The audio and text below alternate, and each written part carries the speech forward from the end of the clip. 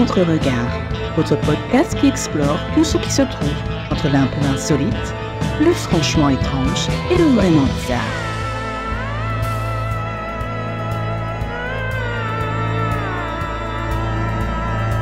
Bonjour à tous, bienvenue sur cet épisode consacré aux phénomènes et observations au col de Vence. Alors, le col de Vence, il est situé dans les Alpes-Maritimes. C'est un lieu bien connu des amateurs de mystères et de phénomènes inexpliqués. Depuis longtemps, depuis des décennies, cette région est le théâtre de multiples observations d'ovnis, d'événements étranges et de manifestations paranormales. Il y a même des disparitions inexpliquées. Ce podcast, aujourd'hui, explorera les cas les plus marquants en mettant en lumière les témoignages, les théories, ainsi que les énigmes qui entourent ce lieu fascinant. Alors, les témoignages concernant des phénomènes étranges au col de Vence, avant les années 60, sont quand même rares et sont souvent très mal documentés, mais ils existent tout de même. Donc on va se pencher sur les témoignages anciens et les légendes locales. Alors il y a des récits au niveau du 19e siècle. Les récits oraux et les légendes locales faisaient état de phénomènes inexpliqués dans la région. Les bergers et les voyageurs rapportaient parfois des lumières étranges dans le ciel, que certains interprétaient comme des signes divins ou des apparitions surnaturelles. L'une des histoires les plus connues concerne un groupe de bergers qui auraient vu en 1866 des lumières blanches se déplacer de façon inhabituelle au-dessus des collines. Ils auraient cru à des feux follets, un phénomène naturel mais qui est souvent associé au marécage. Mais la région du col de Vence ne comporte pas de zone marécageuse, ce qui laisse quand même planer le doute. Dans les années 1900, on a des entrées d'observation dans les archives. Donc, il y a des documents d'archives et des journaux locaux du début du XXe siècle qui font état d'observations de lumières errantes sous les hauteurs du col. En 1905, par exemple, un article évoque des témoignages de paysans affirmant avoir vu des faisceaux lumineux émanant de la montagne. Mais ces récits restent vagues et empreints de mysticisme. En 1922, un guide de montagne mentionne une étrange clarté observée par un groupe de randonneurs dans la nuit, qu'ils avaient alors interprété comme des feux de camp lointains, mais qui en fait se sont révélés disparaître brutalement sans laisser de traces. Dans les villages environnants, il existe également des légendes plus anciennes qui font écho aux observations modernes. Il y a ce qu'on appelle la Dame des Pierres. Donc, selon une légende locale, il existe une figure mystérieuse, une femme vêtue de blanc, qui est souvent perçue près des formations rocheuses du col, particulièrement lors des nuits de pleine lune. Les villageois pensaient qu'elle était le fantôme d'une femme ayant perdu la vie dans la montagne, et cette histoire est antérieure, bien sûr, aux premières observations d'ovnis modernes. Et puis, il y a également des habitants du coin qui rapportent depuis fort longtemps avoir vu des lumières danser sur les crêtes pendant les nuits orageuses, un phénomène attribué tantôt à des esprits, tantôt à des manifestations atmosphériques. Ça pourrait être des cas d'éclairs en boule, par exemple. Ce qu'il faut dire, en tout cas, c'est qu'il y a une totale absence de documentation scientifique formelle. Avant les années 1960, il n'existait pas de documentation scientifique ou ufologique structurée pour consigner tous ces événements. Ce qui fait que les histoires anciennes sont souvent relayées sous forme de récits folkloriques ou de contes populaires. Il faut attendre l'avènement de la vague d'observation des années 60-70 pour voir une vraie documentation plus rigoureuse et des témoignages qui sont mieux archivés. Bien que les observations modernes et la recherche systématique aient débuté dans les années 60, les légendes et les témoignages plus anciens montrent que la région était longtemps perçue de toute façon comme un haut lieu de mystère. C'est des mystères qui en plus font écho aux phénomènes les plus récents. Je vous propose de nous pencher maintenant sur les années 60-70, le début des observations documentées. Alors, la réputation mystérieuse du col de Vence commence dans les années 1960 avec des témoignages d'habitants locaux et de randonneurs. Cependant, c'est surtout à partir des années 70 que ce lieu devient un véritable foyer d'observation ufologique. En 1979, un groupe de randonneurs rapporte avoir observé une lumière intense qui survole la région de manière totalement silencieuse. Le phénomène dure environ 5 minutes, laissant tous les témoins perplexes. Le 24 mars 1981, À 23h15, un couple de Vence observe un objet lumineux de forme ovoïde planant au-dessus de la vallée. Selon leur description, l'objet changeait de couleur, passant du bleu au vert, puis au rouge, avant de disparaître à une vitesse fulgurante. À partir des années 1990, on a aussi plusieurs cas de disparition d'animaux domestiques et de bétail signalés. Les animaux qui ont été retrouvés présentent des mutilations étranges, des incisions nettes et précises, souvent sans trace de sang. Ça rappelle les cas observés aux États-Unis et ça soulève effectivement la question d'une application ufologique. On va se pencher maintenant sur des cas d'observation marquantes. Donc, on va se pencher sur l'histoire de Maurice Massé. On est en 1965, le 1er juillet exactement. Maurice, un agriculteur local, rapporte avoir vu un engin atterrir sur son champ. 2 petites créatures en seraient sorties, décrites comme humanoïdes, mais avec des grands yeux noirs. L'observation dure seulement quelques minutes, avant que les créatures ne retournent dans leur appareil, qui s'élèvera dans les airs avec une rapidité surprenante. Alors ce cas, ça devient l'un des plus célèbres. Il a été étudié par plusieurs ufologues. Ce qu'ils ont noté, en tout cas, c'est la précision des détails quand est fournie par Maurice l'agriculteur. Jean-Marc Dupuis, un randonneur passionné, le 5 janvier 1994, rapporte avoir vu une série de lumières rouges se déplaçant en forme le long du col. Les lumières semblaient former une sorte de triangle parfait, avant de se séparer et de totalement disparaître. Dupuis parvient à prendre plusieurs clichés de l'événement qui seront plus tard étudiés par des experts. Alors, certains chercheurs avancent l'hypothèse d'un phénomène naturel, du gaz par exemple, tandis que d'autres y voient une preuve d'une activité extraterrestre. En septembre 1998, un groupe de randonneurs observe un objet en forme de disque qui semble stationnaire au-dessus du col. Les témoins décrivent un phénomène de temps figé, c'est-à-dire où les bruits ambiants disparaissent complètement pendant la durée de l'observation, qu'ils estiment à 10 minutes. Le groupe ressent alors une sensation d'étourdissement et 2 d'entre eux signalent des maux de tête persistants même plusieurs jours après l'observation. Alors ce cas, ça reste l'un des cas les plus troublants en raison des effets physiques qui ont été signalés par les témoins. Mais le col de Vence, ce n'est pas seulement des ovnis, c'est aussi un vrai nid d'activité paranormale. Les premières observations, ce sont des observations d'orbes lumineuses. Alors ces orbes, ces genres de globes lumineux, sont généralement de petite taille, souvent de quelques centimètres, mais peuvent aller jusqu'à 1 mètre. Elles émettent une lumière intense qui peut être blanche, bleutée ou même parfois rougeâtre, suivant les témoignages. Elles sont observées principalement la nuit et se déplacent à des vitesses variables, allant d'un mouvement lent flottant à une accélération brutale. En 1993, Bernard Bidot, un habitant de la région et amateur d'astronomie, raconte avoir vu plusieurs orbes lumineuses flottant à une dizaine de mètres du sol. Elles étaient d'un bleu intense et semblaient se déplacer de manière intelligente puisqu'elles évitaient les obstacles comme les arbres. Bernard note que les orbes émettaient une sorte de bourdonnement léger et disparaissaient lorsqu'il tentait de s'en approcher avec sa lampe torche. En 2005, Sophie Lavergne, une randonneuse, observe une orbe de couleur rouge vif qui flotte silencieusement près d'une ancienne bergerie. Elle explique que cette orbe semblait curieuse et la suivait sur une courte distance avant de disparaître soudainement. Sophie mentionne également une sensation de froid intense lorsqu'elle était en présence de l'orbe, bien que la nuit était douce et sans aucun vent.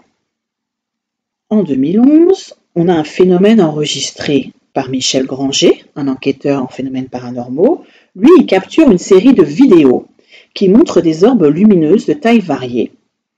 Il filme une orbe blanche qui évolue lentement au-dessus d'un bosquet avant de s'élever verticalement et de disparaître à une vitesse étonnante. Son enquête inclut des relevés électromagnétiques qui montrent une augmentation inhabituelle des champs magnétiques au moment de l'apparition de cette orbe. Des témoins décrivent souvent une sensation de malaise ou de présence lorsqu'ils observent ces orbes. Ainsi, en 2005, un couple de randonneurs note que les orbes semblaient les suivre sur un sentier, s'éteignant et réapparaissant derrière eux à intervalles réguliers. L'un des 2 témoins a également rapporté une sensation de picotement sur la peau durant l'observation. Autre phénomène observable, ou on peut ressentir, sont un phénomène de missing time, de temps manquant, et des sensations de distorsion temporelle. Alors, certains visiteurs du col de Vence rapportent des périodes de temps manquantes, qui est une caractéristique typique des récits liés aux abductions extraterrestres, et qui reste également associée à des expériences paranormales. Ainsi, en 2007, on a l'expérience de Jean-Pierre Farcy, qui est un passionné de randonnée. Alors lui, il est habitué à faire ce parcours à travers le col. Donc, il note un point de départ et un point d'arrivée. Il estime une durée de 2 heures pour la randonnée qu'il a déjà faite. Cependant, en revenant à sa voiture, il découvre que ça fait 5 heures en fait qu'il est parti. Et Jean-Pierre ne parvient pas à se souvenir de ce qu'il a fait durant cette période. Les amis qui l'accompagnaient se souviennent seulement d'un éclat de lumière intense, suivi d'un vide dans leurs souvenirs. Alors cet incident, bien sûr, intrigue plusieurs enquêteurs qui tentent de retrouver des traces de perturbations électromagnétiques sans succès. Et on a une sensation également de temps figé. Alors en 2015, un groupe d'ufologues observe un phénomène lumineux dans lequel tous les bruits ambiants cessent soudainement. Pendant plusieurs minutes, ils décrivent une sensation de calme absolu et de silence absolu, comme si le temps s'était arrêté. Et le phénomène s'interrompt aussi brutalement qu'il a commencé, avec le retour de tous les bruits nocturnes. Donc ça, ce sont des impressions, mais on a également des apparitions fantomatiques et des figures spectrales. Donc il y a plusieurs témoignages qui font état d'ombres et de silhouettes humanoïdes. Il y a déjà des cas de dames en blanc, la fameuse dame blanche. Donc là, l'une des apparitions qui est les plus fréquentes sur le col de Vence, c'est celle d'une femme vêtue en blanc, ce qu'on appelle la dame du col. Donc elle est souvent décrite comme une silhouette fine, portant une genre de robe blanche lumineuse. Elle apparaît principalement sur les routes de montagne pendant les nuits de brouillard. En 1997, un automobiliste, Gérard L., raconte avoir freiné brusquement en voyant une femme debout au milieu de la route. Lorsqu'il descend de son véhicule pour lui porter secours, elle disparaît soudainement. Cet incident rappelle les légendes locales et renforce l'idée d'une hantise, la fameuse dame de pierre. Alors en 2002, Marc et Nathalie Boyer, c'est un couple de vacanciers, rapportent avoir vu une femme vêtue de blanc au bord de la route près du col. Ils décrivent la figure comme étant brumeuse avec des contours flous. Marc tente, lui, de s'approcher pensant qu'il s'agit d'une personne en difficulté, mais la silhouette disparaît brusquement. Et Nathalie affirme, elle, que la femme semblait ne pas marcher, mais plutôt glisser sur le sol. Donc ça rappelle vraiment les histoires de la Dame des Pierres. Et puis il y a ici également des ombres noires. Donc en 2009, il y a un groupe d'amis qui est composé de Thibault Lemoine, Claire Dubois et de Jean-Marc Renard qui effectuent une randonnée nocturne. Alors eux, ils affirment avoir vu des ombres noires sans visage se déplacer rapidement entre les arbres, qui suivait discrètement le groupe sur une centaine de mètres. Jean-Marc déclare avoir ressenti une présence oppressante, tandis que Claire se souvient d'un silence anormal, comme si la nature elle-même s'était tue. Les ombres disparaissent soudainement lorsque le groupe atteint une clairière, mais tous trois ressentent un malaise persistant plusieurs heures après l'incident. Donc les figures d'ombre sont souvent observées près des formations rocheuses du col. Là, on était en 2009, maintenant on a un cas en 2012. Il y a un photographe amateur qui prend une série de clichés où des ombres semblent se mouvoir entre les rochers. Alors selon lui, ces formes sombres n'étaient pas visibles à l'œil nu, mais uniquement sur ces photographies qui soulèvent un peu des questions finalement sur leur nature. Autre phénomène enregistré sur le col de Vence, des phénomènes audio inexpliqués. Des sons étranges sont également fréquemment entendus au col de Vence, allant des bruits métalliques à des murmures inaudibles ou à des chants. Donc en 2008, on a des bruits de pas sans présence. Donc un groupe de randonneurs, toujours, entend des bruits de pas sur les feuilles mortes alors qu'ils traversent une clairière. Le son les suit sur plusieurs mètres, bien qu'aucune présence ne soit visible. Plusieurs groupes de randonneurs et de chasseurs ont rapporté des incidents similaires, avec des bruits, par exemple, de craquements de branches ou de pas précipités, comme si quelqu'un courait. Et lorsqu'ils regardent avec leur torche ou qu'ils se retournent, il n'y a personne. En 1997, Alain Reynaud, qui est un chasseur local, entend des murmures indistincts lorsqu'il campe près d'une vieille ruine. Il décrit comme étant des voix dans la nuit. Il les décrit comme parlant un langage qu'il ne reconnaît pas. Les voix semblaient provenir des bois environnants, mais disparaissaient dès qu'il allumait sa lampe. Alain, bien sûr, reste sceptique quant à la nature des sons. Il pense plutôt à une illusion auditive, mais des chercheurs en paranormal lui confirment que des enregistrements similaires ont été effectués par d'autres visiteurs du col. En 2018, Claire Gagnon, une habitante de Vence, décide de passer, elle, une nuit d'observation au col de Vence avec son groupe de recherche en phénomènes paranormaux. À minuit, elle enregistre des bruits ressemblant à des grincements métalliques et à des ronflements sourds venant de la forêt. Alors, les sons semblent se déplacer d'un point à l'autre de la clairière sans qu'aucune source tangible ne soit trouvée. Alors, l'analyse des enregistrements révèle des fréquences sonores qui sont atypiques, avec des pics d'infrasons que Claire et son équipe ne parviennent toujours pas à expliquer. D'autres ont eu des expériences de phénomènes de ce qu'on appelle des voix du vent. Donc, les phénomènes de voix du vent au col de Vence sont particulièrement troublants, se caractérisent par des sons qui semblent provenir du vent, mais qui prennent parfois la forme de murmures ou de voix humaines incompréhensibles, ou même de cris. En 1988, Éric Lecourt, un photographe amateur, monte au col pour capturer des clichés nocturnes de paysages. En pleine nuit, il entend ce qu'il décrit comme des murmures portés par le vent. D'abord, il pense à un simple souffle à travers les arbres et les branches, mais les sons prennent la forme de voix humaines chuchotant en arrière-plan. Éric, lui, ne parvient pas à identifier les mots prononcés, mais il a la nette impression qu'il y a plusieurs personnes qui parlent à voix basse, comme si elles tenaient une conversation. Alors, malgré ses tentatives d'enregistrement avec sa caméra, il n'y a rien qui apparaît sur son magnétophone lorsqu'il réécoute la bande. Et puis on saute en 1996 avec Juliette Bernard, qui est étudiante en histoire. Elle organise une sortie nocturne avec des amis pour explorer les ruines du col.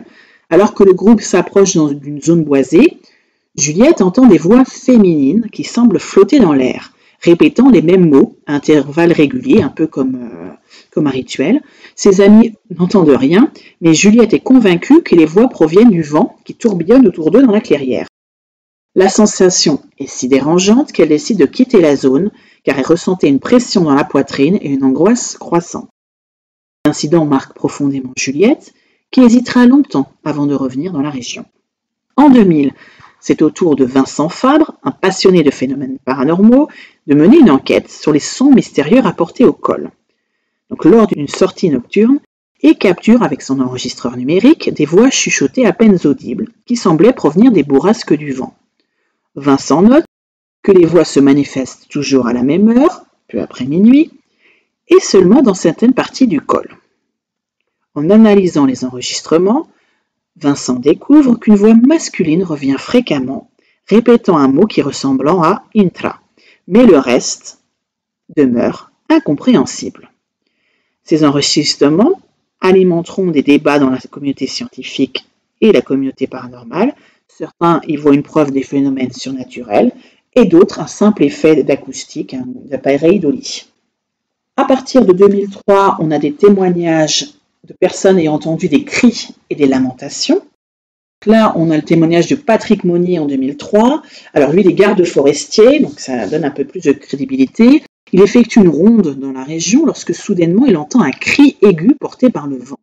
Ce cri semble provenir d'un point indéterminé, mais il est assez puissant pour faire arrêter Patrick, il s'arrête net, parce qu'il décrit le son comme une lamentation humaine, une sorte de hurlement désespéré qui se termine brusquement.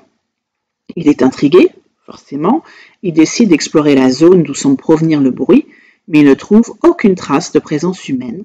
La sensation d'être observé l'envahit et il décide de quitter le lieu précipitamment, convaincu que quelque chose rôde dans la région. En 2008, c'est au tour d'une passionnée de randonnée, Céline Gauthier, d'avoir une expérience. Elle se trouve, elle, près de formations rocheuses du col. Alors qu'elle s'arrête pour admirer le paysage, elle entend un cri lointain, déchirant et prolongé, comme une genre de plainte qui monterait et qui descendrait avec le vent.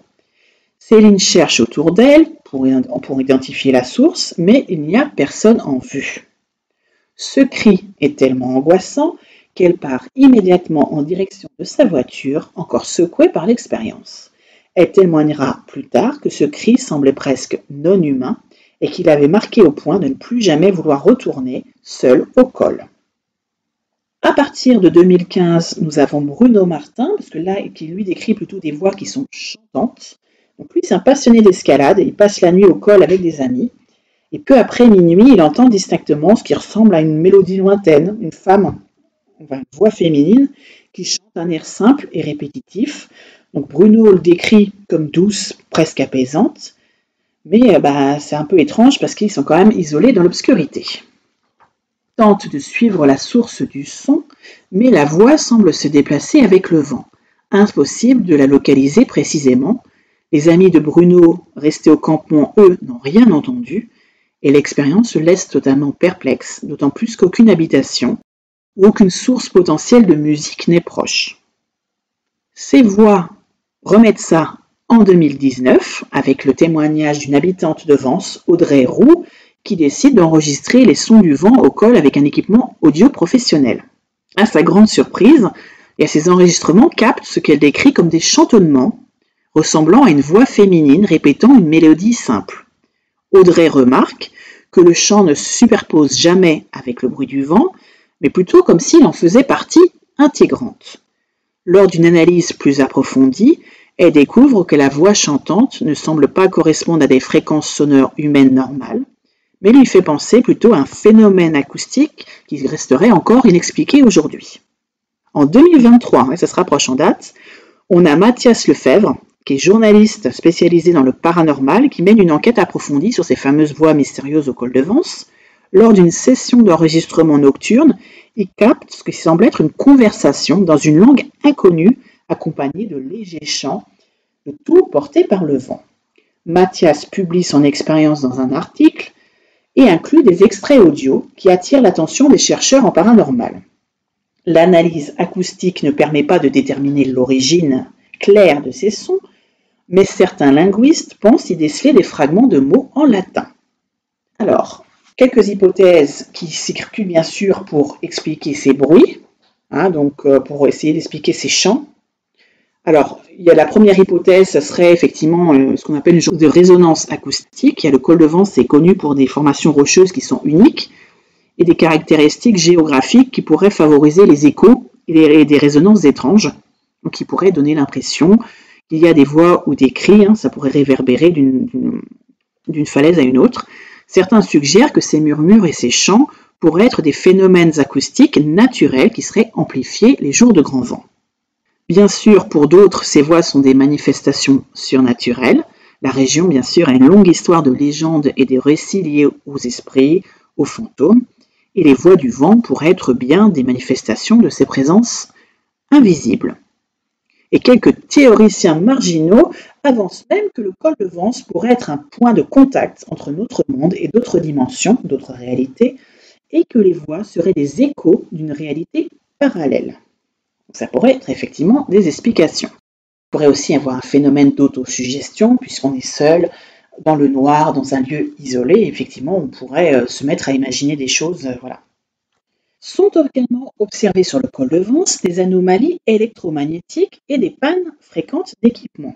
Donc les dysfonctionnements électroniques, c'est un autre phénomène récurrent au col de Vence. Donc il y a certains visiteurs qui signalent ce phénomène. Des caméras, des téléphones portables et des enregistreurs audio tomberaient souvent en panne, sans explication lors d'observations de fameuses lumières, les orbes, ou lors d'apparitions.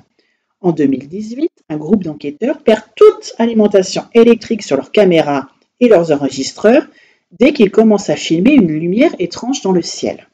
Les appareils se remettent à fonctionner tout seuls normalement une fois cette lumière disparue.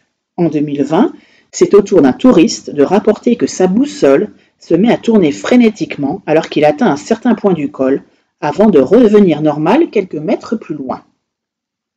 Et puis, il y a également certains endroits où il y aurait des pics d'activité électromagnétique. Donc en 2014, il y a une équipe qui est munie de détecteurs électromagnétiques qui captent des variations intenses lors de recherches nocturnes. Les pics d'énergie coïncideraient avec l'apparition d'orbes lumineuses dans la forêt. Ces anomalies suggèrent des perturbations électromagnétiques inexpliquées qui pourraient être liées aux phénomènes paranormaux observés. Alors en plus du coup de ces voix portées par le vent, de ces pics sur les appareils, ces pics électromagnétiques, de ces pannes fréquentes, on a également des incidents étranges d'objets déplacés.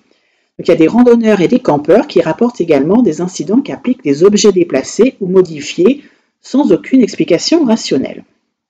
En 2015, Pierre Bouvet et son groupe de randonneurs installent un campement pour la nuit près du col. Au matin, ils découvrent que leurs affaires personnelles ont été déplacées pendant la nuit d'une dizaine de mètres. Il n'y a aucun signe de présence humaine visible et aucun bruit anormal n'a été entendu durant la nuit, ça n'a réveillé personne. Pierre, lui, est plutôt sceptique, il pense d'abord à une mauvaise blague d'un de ses amis, mais ces derniers sont tout aussi stupéfaits.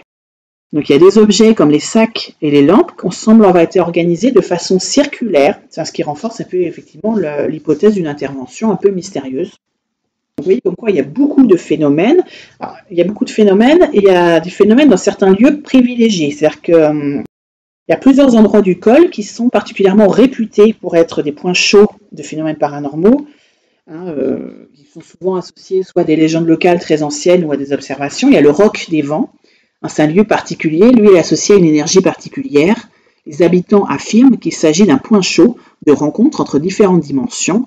Un lieu où le voile est plus mince. Il y a des médiums, des chamans locaux qui ont organisé des cérémonies sur ce rocher, tentant d'entrer en contact avec des entités présentes. Il y a également la chapelle Saint-Raphaël, donc c'est une petite chapelle isolée qui est située à proximité du col. C'est également associé à des phénomènes inexpliqués. Certains disent avoir entendu des chants et des prières qui viendraient de l'intérieur de cette chapelle, alors que l'endroit était totalement désert. Des groupes d'enquêteurs ont tenté de documenter ces phénomènes dans la chapelle, pour l'instant sans aucune preuve concrète.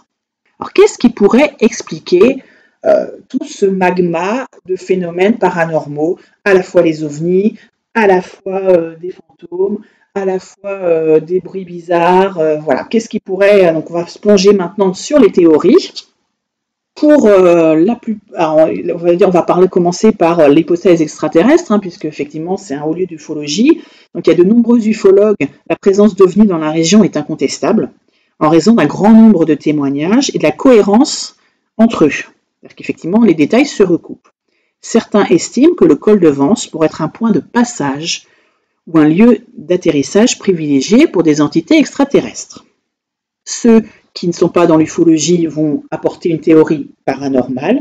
Il y a d'autres chercheurs qui penchent vers des théories qui sont plus ésotériques, qui voyant des orbes lumineuses et des apparitions spectrales, des manifestations d'esprit, ou carrément des entités d'un autre plan. Donc le col pour eux pourrait être un lieu d'énergie intense, un genre de point de vortex, un passage où les réalités se chevauchent, et ça permettrait effectivement d'avoir une genre de porosité de différents phénomènes sur plusieurs dimensions. Pour ceux qui ne croient ni aux ovnis ni aux explications paranormales, il y aurait une explication scientifique, c'est-à-dire qu'il y a des géologues et des météorologues qui proposent une explication basée, eux, sur des phénomènes naturels, des gaz qui s'échapperaient des sous-sols, des jeux de réflexion de la lumière, ou des perturbations magnétiques qui pourraient expliquer certains des phénomènes lumineux et des sensations étranges qui ont été ressentis par les témoins. Dans tous les cas, le col de Vence reste encore aujourd'hui l'un des lieux les plus énigmatiques de France. Bien plus qu'un simple hotspot pour les amateurs d'ovnis, ce lieu incarne un mystère complexe où s'entremêlent la science, le folklore, les croyances populaires. Les phénomènes observés dans cette région, allant des étranges lumières dans le ciel aux apparitions spectrales en passant par les anomalies temporelles, ça défie quand même toute tentative d'explication rationnelle à ce jour, et ça se distingue quand même par un caractère varié et persistant. Ça fait quand même des années qu'il y a des observations. Alors cette diversité des phénomènes invite à une réflexion bien sûr plus large. Est-ce qu'on est confronté à des phénomènes naturels qui sont encore incompris, à des manifestations d'une intelligence extérieure ou à quelque chose de plus profond ou de plus ancien qui est enraciné dans la Terre elle-même? Certains chercheurs évoquent des énergies telluriques particulières, tandis que d'autres y voient un lieu de convergence entre différentes réalités. Un point, finalement, où la frontière entre le monde visible et invisible serait plus perméable. Les témoignages anciens suggèrent que le col de Vence est depuis longtemps un lieu de mystère, bien avant l'émergence des premières vagues d'observation d'ovnis, dans les années 60. Les récits des bergers, les légendes locales et les bruits de pas invisibles évoqués par les habitants d'autrefois laissent quand même penser que le col de Vence a toujours été considéré comme un endroit à part, ce qui ancre le col dans un passé où le folklore et le surnaturel se mêlent à la réalité quotidienne. Le col de Vence rappelle donc que notre monde recèle encore des zones d'ombre, des endroits où la science et le mystère se croisent, où l'invisible se manifeste parfois de manière fugace, et déroutante. Alors que l'on est croyant, qu'on soit sceptique ou simplement curieux, ce lieu appelle à la prudence en tout cas, à l'écoute et surtout à l'ouverture d'esprit. Peut-être finalement que la clé des mystères du col de Vence ne réside pas seulement dans l'observation scientifique ou dans les croyances paranormales, mais dans la capacité de chacun à accepter que certaines choses échappent, pour l'instant, à notre compréhension. J'espère que cet épisode sur les phénomènes du col de Vence vous a plu. N'oubliez pas de garder votre esprit affûté, de garder l'esprit ouvert et surtout, prenez soin de vous.